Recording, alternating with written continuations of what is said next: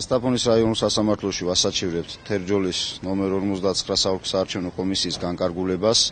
Ამ განკარგულების მიხედვით საოლქო საარჩევნო კომისიამ მართებულად მიიჩნია სპეციალურ უბანზე სპეციალურ სიაში შეყვანილი პირების მიერ მაჟორიტარულ არჩევნებში მონაწილეობის მიღება და ხმის მიცემა, რასაც ჩვენ არ ვეთანხმებით.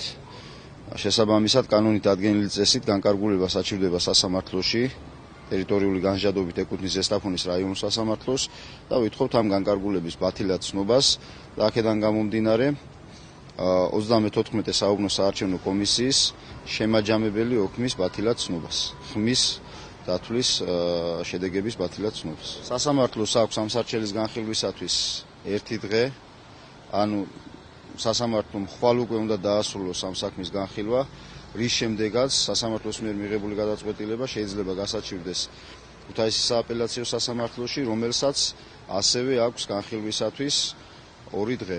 ჩვენ შევიტანეთ ახლა საჩივარი ზესტაფონის საქალაქო სასამართლოში, შევიტანეთ 2 საჩივარი, ერთი საჩივარი გუშინ შევიტანეთ, სასამართლომ არ მიიღო ეს წარმოებაში და მიგვითითა რომ უნდა გაგვესაჩივრებია ცენტრალურ საარჩევნო კომისიაში.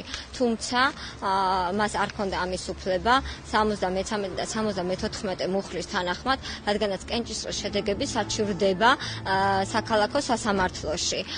დღეს ამასთან დაკავშირებით შევიტანეთ კერძო საჩივარი, რომ ეს განკარგულება გააუქმოს სასამართლომ და კიდევ შევიტანეთ მეორე საჩივარი გუშინდელ ფაქტთან დაკავშირებით.